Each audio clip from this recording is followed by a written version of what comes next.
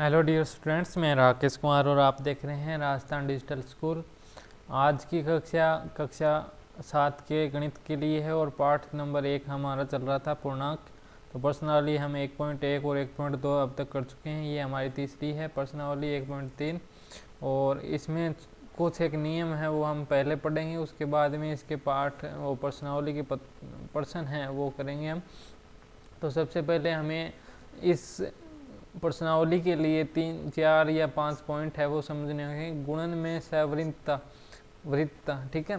सवृत्तता क्या होता है कि पूर्णांक हमारा, जब कोई दो नंबर होते हैं, पूर्णांक के दो अंक होते हैं, चाहे वो प्लस माइनस के हो, तो उनको गुणनफल करते हैं तो वो एक पूर्णांक है कि नहीं, तो ये हमें इसके द्वारा ज्ञात करना होता है। जैसे 2 को 3 से -3 से गुणा किया तो -6 मिल गया। ये चाहे माइनस की संख्या हो प्लस की, ये हमारा एक पूर्णांक भी है, ठीक है। तो इसी प्रकार से आप इन सबको गुणा करोगे तब आपको एक पूर्णांक मिलेगा। तो हम देखते हैं, अब यहाँ पे लिखा है कि पूर्णांक गुणन संक्रिया के लिए संवृत्त गुण धर्म का पालन करते हैं, यानी जिस किसी भी संख्या को प्लस प्लस माइनस माइनस या फिर प्लस और माइनस गुणा करोगे तो आपको एक पूर्णांक ही प्राप्त होगा। इसका अर्थ ये होता है, ठीक है। ये यहाँ पे जो लिखी हुई है इसका अर्थ ये है कि किसी भी दो संख्याओं को, चाहे वो प्लस माइनस माइनस प्लस या प्लस प्लस की हो, जिनके आगे चिन्ह लगे हैं, तो उनका जो गुणनफल होगा वो भी एक पूर्णांक ही होगा, ठीक है। अब आगे चलते हैं। क्रम विनियमितता। क्रम विनियमितता का मतलब पहले तो संख्या a और b, जैसे a हमारा 3 है और b हमारा 4 है, ठीक है। b किसके बराबर? 4 के बराबर है। इसको अब b को मैं पहले लिख दूं 4 गुणा में 3, तो कोई अंतर नहीं है, 3 चौके 12 होता है, 4 3 12 भी होता है, ठीक है। इसी प्रकार से क्रम विनियमितता है कि नहीं, ये चीज़ हमें देखनी है, ठीक है। यानी अंकों का स्थान है वो आगे जो 1 पे उसको 2 पे करेंगे, 2 को 1 पे करेंगे, परंतु संख्या में परिवर्तन नहीं होगा। ए यहाँ पे भी 3 है और यहाँ पे भी 3 है, तो ये संख्या हमारी वही रहनी चाहिए, उसमें कोई परिवर्तन नहीं होना चाहिए। सिर्फ अंकों का स्थान है वो पद एक दूसरे की जगह अपोजिट हो जाता है, विपरीत होता है, तो ये स्थान बदल लेते हैं, तो उससे कोई फर्क नहीं पड़ता।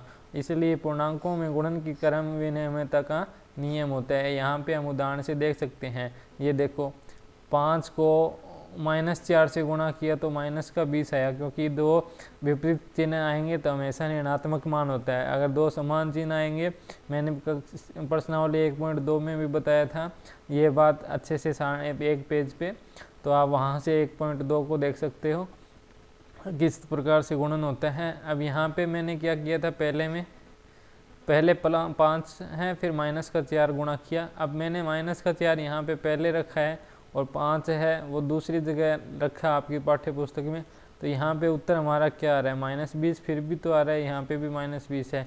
इसका मतलब पूर्णांक को जो गुणन प्रक्रिया है उसमें हम क्रम विनिमय से गुणा करते हैं, यानी स्थान बदलकर क्रम बदलकर हम गुणा करते हैं तो भी हमारा उत्तर सेम आएगा दोनों बार।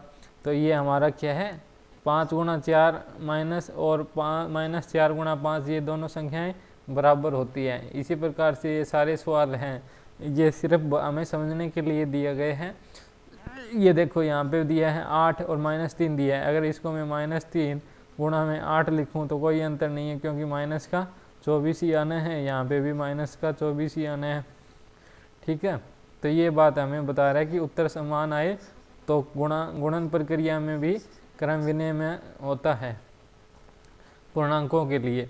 अब तत्समक क्या होता है वो देखिए, तीसरा पॉइंट है ये हमारा तत्समक। हम जानते हैं कि पूर्ण संख्याओं के लिए गुणात्मक तत्समक 1 है, पूर्ण संख्याओं का गुणात्मक तत्समक कितना है? 1 है। अब पूर्णांकों के लिए है कि नहीं, ये भी सोच लेते हैं, ठीक है। -3 को 1 से गुणा किया तो -3, ठीक है। -4 को 1 से किया तो -4, 1 को -5 से गुणा किया तो -5, और 1 और -6 से गुणा किया तो -6, ठीक है। इसी प्रकार से 8 एकम 8, 3 एकम 3, 7 एकम 7। अब यह दर्शाता है कि एक पूर्णांकों के लिए गुणनात्मक तत्समक है। व्यापक रूप से किसी भी पूर्णांकों के लिए 1 गुणा 1 बराबर a, 1 गुणा ए, यानी इसका कहने का मतलब है कि मैं ए का कोई मान है, जैसे हमारे पास 8 है, इसको मैं 1 से गुणा करूं या फिर 1 को 8 से गुणा करूं, दोनों बार हमारा क्या आएगा, मान 1 ही आएगा, यानी ये तत्समक है। इसलिए हम इसको, ये सूत्र हमें याद रखना है समझने के लिए गणित के जो पूर्णांकों के लिए, ठीक है, तत्समक के बारे में। अब आगे हमारा गुणन सहचार्य फोर्थ है। गुणन सहचार्य का क्या मतलब होता है, अगर इस तरीके से हम ए कोई संख्या है 3 गुणा में 4, इसको ब्रैकेट में लिखा और फिर बाहर की संख्या मैंने 1 लिख दी 5। अब ये सी है, 5 किसके बराबर, ए कितना है 3 है, बी कितना है 4 है और सी कितना है 5 है। अब इन तीनों को मैं इस एक तरीका तो ये है लिखने का और एक तरीका ये है, थोड़ा सा अंतर है, बस बाकी गुणा करनी है, चाहे दो संख्याओं को पहले किसी को गुणा कर लो, उससे हमें कोई फ़र्क नहीं पड़ेगा। अब देखिए कि इस प्रकार मैंने यहाँ पे लिख दिया 3 गुणा 4, ब्रैकेट लगाया छोटा, गुणा में 5। अब मैं यहाँ पे लिख देता हूँ 3 गुणा में ब्रैकेट लगाया और 4 गुणा में 5। अब उत्तर कितना आता है वो देख लीजिए, ये 3 चौके 12 गुणा में 5 होता है और ये 4 5 20, 3 गुणा, ये हमारा 3 गुणा में 20 होता है। अब 12 5 20 60 होता है और 3 को 20 से गुणा करते हैं तो भी 60 होता है, या 20 दिए 60 होता है हमारा उत्तर, ठीक है। इस प्रकार ये हमारा उत्तर कितना हो गया, 60 बराबर 60 हो गया, ये हमारा उत्तर है सही से। यानी हमारा जो सहचार्य का नियम है ये वाला, इस तरीके से हम गुणा करते हैं तो हमारा गुणन प्रक्रिया पूर्णांकों की सफल होती है, ठीक है। अब आगे देखते हैं 5वां नियम हमारे लिए क्या रखा है, ठीक है। ये हमारे काम आएंगे आगे की सभी कक्षाओं में, चाहे वो किसी भी प्रतियोगी परीक्षा हो या कक्षा या स्कूल की विद्यालय की परीक्षा हो। अब 5वां प्रश्न क्या है, वितरण गुण होता है। 5वां पॉइंट हमें क्या दिया है, वितरण गुण। अब वितरण गुण के लिए क्या लिखा है, देखो ये ए, वो हम करते हैं ना गुणा, इस प्रकार से आयत का सूत्र क्या होता है, 2 गुणा में लंबाई प्लस चौड़ाई होता है। तो ये वितरण का नियम ही तो है यहाँ पे, ये देखो ये रहा 2 गुणा में 5 प्लस में 3, ये परिमाप निकालने के लिए हम सूत्र प्रयोग करते हैं। तो यहाँ पे पहले क्या लिखा है, ए को बी से गुणा किया, फिर ए को सी से गुणा किया, यानी पहले 2 को 5 से गुणा करेंगे और फिर 2 को 3 से गुणा करेंगे। यही तो सूत्र होता है हमारा क्षेत्रफल का परिमाप निकालने के, वो आयत का परिमाप निकालने के लिए। तो ये चीज़ें हमें इस तरीके से समझनी है। तो अब मैं इसको हल करके देख लेता हूँ। ये देखो ए को मैंने पहले बी से गुणा किया और फिर मैंने ए को सी से गुणा किया। तो हमारा यहाँ पे एक उदाहरण दिया है, इसके हिसाब से भी मैंने देखा तो आप देखोगे कि पहले इन 2 ये सूत्र दी हैं, तो यहाँ पे कितना है, इनको हल कर लेते हैं। 2 और 3 यानी माइनस के 3 हो जाएंगे, क्योंकि दोनों के आगे माइनस लगा है परंतु संख्या जुड़ जाएगी। अब -8 और -3 को गुणा करेंगे तो ये प्लस का 24 होता है, क्योंकि समान चिन्ह आने पर धनात्मक में आएगा, असमान में ऋणात्मक आता है। अब यहाँ पे भी ऐसे ही है, 16 और 8 24, तो ये हम इसमें समझ सकते हैं, ठीक है। इस सत्यता को हम जांचेंगे और आगे इस सवाल को करेंगे, तब तक के लिए ये सूत्र आप याद कर लीजिए। अब हमारा प्रश्नावली शुरू होती है 1.3, ठीक है। ए बी निम्न नीचे पूर्णांकों के गुणधर्म दिए गए हैं, सामान्य उदाहरण दिए हैं, सही उदाहरण को सही गुणधर्म से मिलान करना है। अब ये क्रम कौन सा है, ए देखो ये ए है और ये बी है, पहले सवाल को करा रहा हूँ मैं, बराबर लिख दिया बी गुणा में ए, ठीक है। अब यहाँ पे क्या लिखा है, तो ये हमारा मैंने अभी बताया था कौन सा हो सकता है, ये देखो ये वाला हमारा है, वहाँ पे लिखा हुआ संख्या ए बी की जगह मैंने अभी आपको ए संख्या के साथ ए बी लिखा है, तो हमारा वो क्या हो जाएगा, क्रम विनिमयता हो जाएगा, पहला प्रश्न का पहला भाग। तो ये कहाँ पे चला जाएगा हमारा, ठीक है। तो ये हमारा इसके आगे लिखेंगे, मैं इसको क्रम विनिमयता बी से मिला देता हूँ। ठीक है, अब दूसरा देखते हैं। दूसरे में क्या है हमारे पास, 4 माइनस का और माइनस का 3 और माइनस का 2, यानी पहले इन दोनों को जोड़ेंगे। ठीक है, ये वही है अभी 2 गुणा में a प्लस बी। ठीक है, या फिर मैं इसको a गुणा में b प्लस सी, पहले ए बी को गुणा किया फिर ए सी को गुणा किया। ये देखो पहले ए और बी गुणा है फिर ए और सी गुणा है। अभी मैंने इस सवाल का हल आपको ये उदाहरण बताया था, क्रम नियम बताया था, तो वहाँ से आप इसको समझ सकते थे। अब यहाँ पे हम वास्तव में सवाल के रूप में हल कर रहे हैं। तो ये हमारा कौन सा नियम हो जाएगा, ये देखो वितरण का नियम कहते हैं हम इसे। ठीक है, अब वितरण का नियम हमारे पास यहाँ पे दूसरे में कौन सा है, ये सी है हमारा उत्तर इसका। ठीक है, अब जो तीसरा सवाल क्या है, -4 एक पूर्णांक प्लस 7 दूसरा पूर्णांक, इनका गुणन करते हैं तो -7 और +4 माइनस का 28 यही एक पूर्णांक है। तो ये संवृत्त होगा, क्योंकि जब हम दो संख्याओं को, चाहे वो पूर्णांक कोई भी रूप में हो, माइनस में हो, धनात्मक में हो या ऋणात्मक में हो, तब उनको हम क्या कहेंगे, संवृत्त गुणन कहेंगे। ठीक है, अब चौथा हमारा है -4 और -7, इस प्रकार से लिखा है। देखो पहले यहाँ पे ब्रैकेट लगाया, फिर बाद में बराबर का निशान लगा के इन ए और बी के ब्रैकेट लगा दिए, यहाँ पे बी और सी के लगा दिया। अब बी और सी के लगा दिया तो हम देख लेते हैं किस प्रकार से कौन सा नियम इस पे सही लगता है। तो ये हमारा नियम यहाँ पे रहेगा तीसरे का, सहचर्य का नियम। ये यहाँ पे लिखा है ए गुणा में बी गुणा में सी बराबर ए गुणा में बी बराबर में गुणा में सी। ठीक है, ये हमारा नियम है।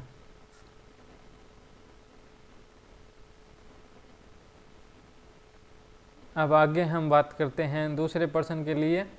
पूर्णांकों के गुणन के गुणधर्म को ध्यान में रखकर रिक्त स्थानों की पूर्ति कीजिए। तो रिक्त स्थानों की पूर्ति करनी है। अब यहाँ पे हमारा क्रम विनिमयता के लिए कौन सा है, उसका नियम हमें लिखना पड़ेगा। तो क्रम विनिमयता के लिए हम लिखेंगे, देखो क्रम विनिमयता का मतलब था अपना वी नियम का मतलब फिर से क्रम को बदल के लिखना। ए भी लिखा है यहाँ पे, ये 26 ए है और बी कितना है -48 है, और यहाँ पे बराबर लगा के हमारे पास आगे पहले बी लिख दिया और फिर इन्होंने ए लिख दिया, यानी 48 है माइनस का।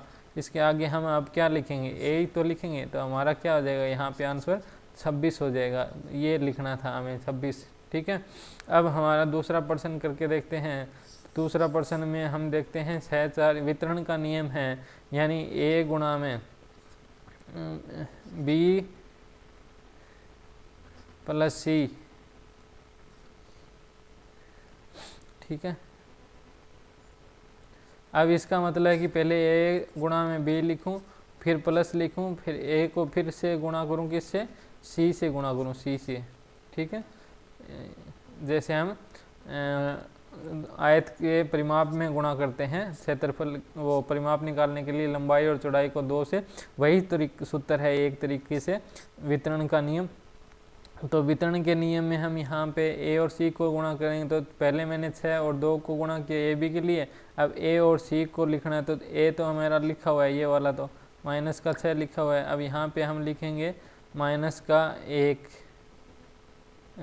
ठीक है,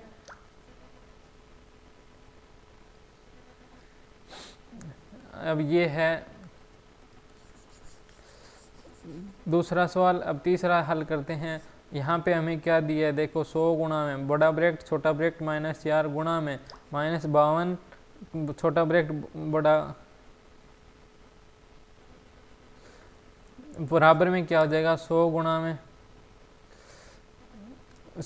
में यहाँ पे जो खालिस्तान है हमें वो लिखना है, तो गुणा में 52 लिखेंगे, तो इसे कहते हैं सहचार्य का नियम। अब हमें ये खालिस्तान की पूर्ति करनी है सहचार्य के नियम से, हमें बता दिया है उत्तर में भी। अब यहाँ पे हम लिख के दिखा देते हैं आपको कैसे लिखना होता है सहचार्य के नियम में।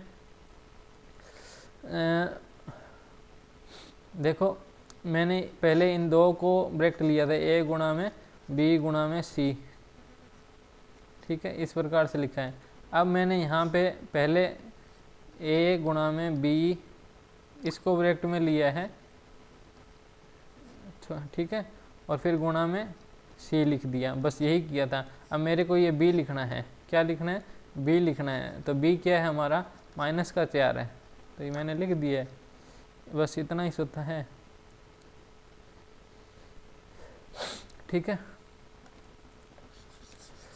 ये इतना ही सवाल था सहचार्य का नियम। आपको वो 3 जो मैंने बताए थे वो आपको वो 4 पॉइंट 5 पॉइंट वो आपको याद रखने पड़ेंगे, ठीक है। पूर्णांकों की हल आपको कोई भी प्रॉब्लम नहीं आएगी। उचित गुणधर्मों का तीसरा सवाल करके देखते हैं। उचित गुणधर्मों का प्रयोग कर गुणनफल ज्ञात कीजिए। अब यहाँ पे हमें गुणधर्म प्रयोग करने पड़ेंगे। ये ए बी है, ए गुणा बी है और बी गुणा ए, ठीक है। फिर इनको हम देखते हैं कि ये कौन सा नियम है, तो ये हमारा हल करेंगे तब इनको हमारे पास पहला सवाल कर लेते हैं। तो 26 गुणा में -48 है और प्लस में हमें क्या करना है -48 गुणा में -56 ये दिया है।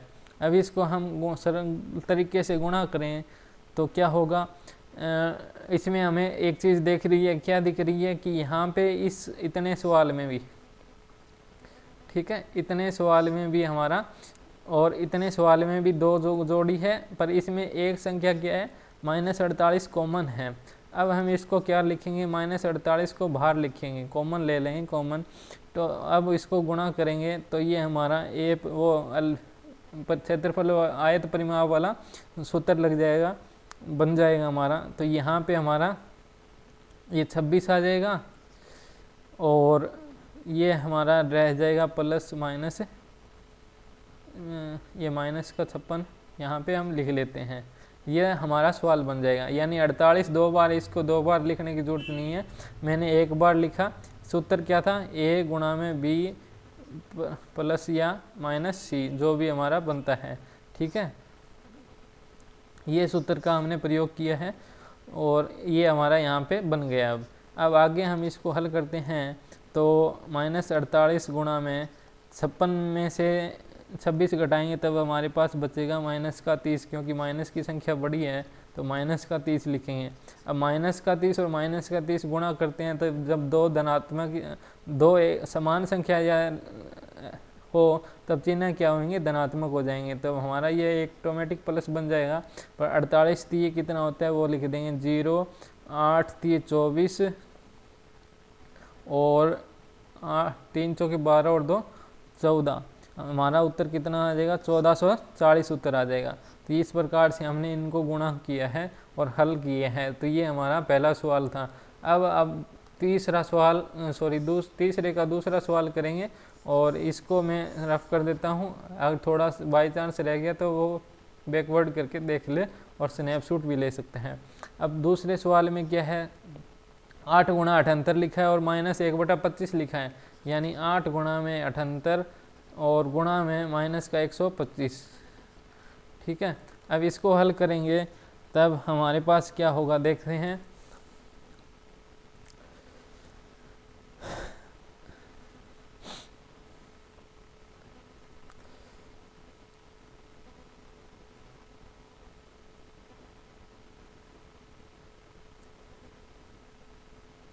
पहले कोई भी दो संख्याओं का हम गुणा कर लें, या तो इसको गुणा कर लें या इसको गुणा कर लें या इन दोनों को गुणा कर लें। इसमें हमें ये करना है, ठीक है। अब हमारी मर्जी है कि हम किसको सही से प्रयोग करें। तो हमें सूत्र बताया था, एक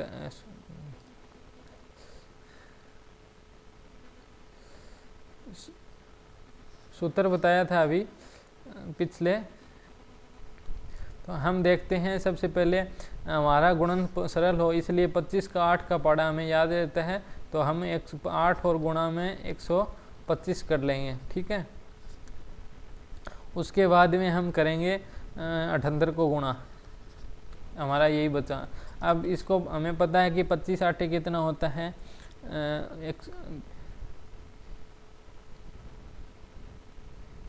इसको गुणा करेंगे तो 0 0 और 2 10, 1000 हो जाएगा हमारा। 125 8 2000 हो जाए, अब 1000 हो जाएगा, गुणा में हम इसको 78 से गुणा करेंगे तो ये हमारा उत्तर कितना आ जाएगा, माइनस का 78,000 गुणा हो जाएगा। तो ये तरीका हमें इसमें उचित गुण धर्मों का प्रयोग कर इसमें हल करना है। करना क्या था, ए प्लस बी, सॉरी ए गुणा में बी गुणा में सी, ये हमारा सूत्र था यहाँ पे, ठीक है। अब तीसरा सवाल कर देंगे, तो इसको मैं साफ कर देता हूँ। ये तीसरा जो जिस सूत्र का प्रयोग दूसरे में किया है उस सूत्र से हमें तीसरा सवाल लिख के दिया हुआ है। अब यहाँ पे हल कर लेते हैं तीसरा।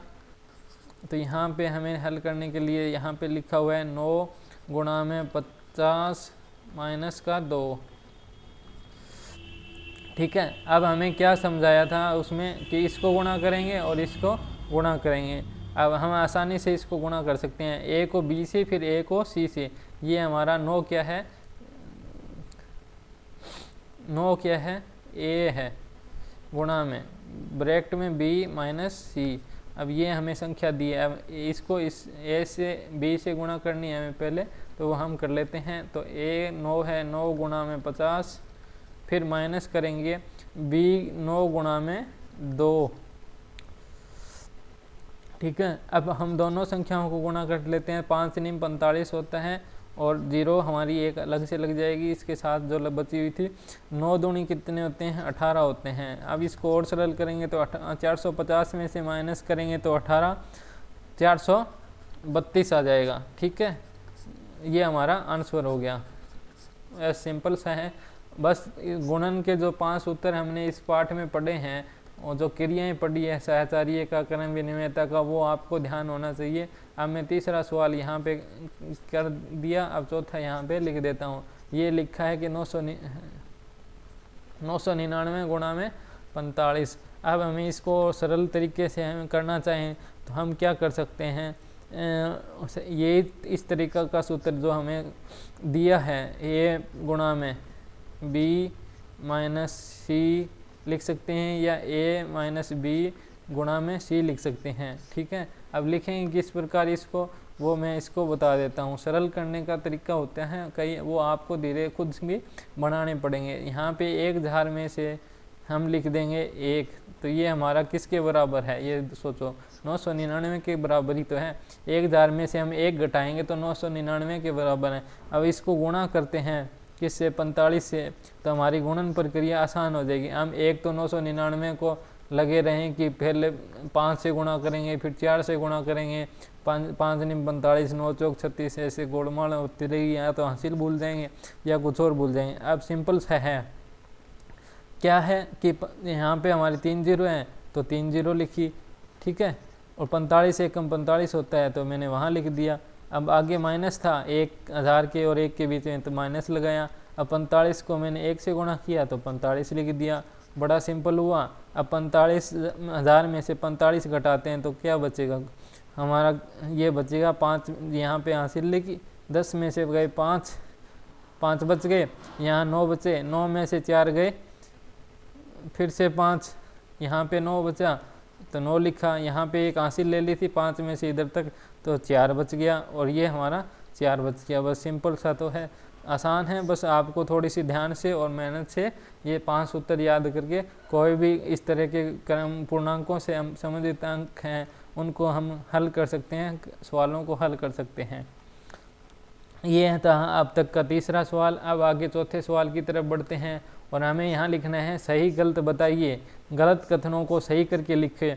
अब यहाँ पे हमें लिखा है कि पूर्णांकों का गुणन सवृत्त होता है कि नहीं होता। अभी पहला पॉइंट यही था कि कोई भी 2 संख्याएं हैं, चाहे वो धनात्मक हो ऋणात्मक हो, पूर्णांकों में उनको गुणन करेंगे तो कोई पूर्णांक ही हमारा उत्तर आता है, इसलिए हम इसको सही लिखेंगे। ठीक है, मैंने सही का निशान लगाया है, आप देख लेना। ये मैं लाल पेन से लगा देता हूँ यहाँ पे। ठीक है, पूर्णांकों में भाग संवरित होता है कि नहीं होता, ये हमें लिखना है। ये एक मैंने प्रश्नावली में उदाहरण में बताया है कि जब पूर्णांकों को संवरित नहीं होता, क्योंकि पूर्णांक के अंतर्गत पूर्णांक अंक आए या सही उत्तर आए हासिल नहीं, पूर्णतः भाग हो न हो, ये हमारी कोई जवाबदारी नहीं होती। पूर्णांक में हो सकता है आपके पास शेषफल बच जाए या फिर और कुछ पूर्णांकों का पूर्णांक में प्राप्त हो, पूर्णांक प्राप्त ना हो, या जो भी मतलब संवरित नहीं होता, मतलब संतुष्ट नहीं करता। संवरित का मतलब है कि हमें वो वास्तव में हल नहीं प्राप्त होता है जो हम पूर्णांकों के अंतर्गत चाहते हैं। पूर्णांकों में भाग क्रम विनिमय नहीं होता, जबकि गुणन क्रम में विनिमय होता है। ये बात सही है, इसने इन दोनों को मिला के और ये तीसरी बात लिखी है, कोई अलग से नहीं लिखा। अब चौथा है पूर्णांकों का गुणा योग पर वितरित होता है। पूर्णांकों का गुणा है वो योग पर वितरित होता है, सही बात है। अभी हमने a + b और a गुणा c और a गुणा b का सूत्र जो लगाया था वितरण का, उसके हिसाब से हमने देखा था। परिमाप, जैसे आयत का परिमाप वाला सूत्र है, उसकी बात कर रहा है चौथे प्रश्न में। अब है पूर्णांकों का भाग घटाव पर वितरित होता है। पूर्णांकों का भाग घटाव पर वितरित होता है, ये बात हमारी गलत है। ठीक है, तो इसमें दो बातें हमारी गलत थी, ये दूसरा गलत रहेगा। ठीक है, मैंने बाई चांस से इसे लगा दिया, ध्यान नहीं किया होगा बताने के चक्कर में। तो ये हमारा है पूर्णांकों का भाग वितरित नहीं होता। ठीक है, अब ये था आज का पाठ प्रश्नावली 1.3, और जिन्होंने अभी तक सब्सक्राइब नहीं किया वो सब्सक्राइब कर लें। और अगला पाठ हमारा रहेगा त्रिभुज और उनसे संबंधित जो सवाल हैं उनके माप परिमाप निकालने, रचनाएं जो उसके डिग्री एंगल वगैरह जो देखने होते हैं वो हम सीखेंगे, क्योंकि वो रीट और पटवारी दोनों के लिए आवश्यक है। तब तक चैनल को सब शेयर करें, सब्सक्राइब करें और अपने वीडियो को लाइक करें। ठीक है, थैंक यू टू ऑल।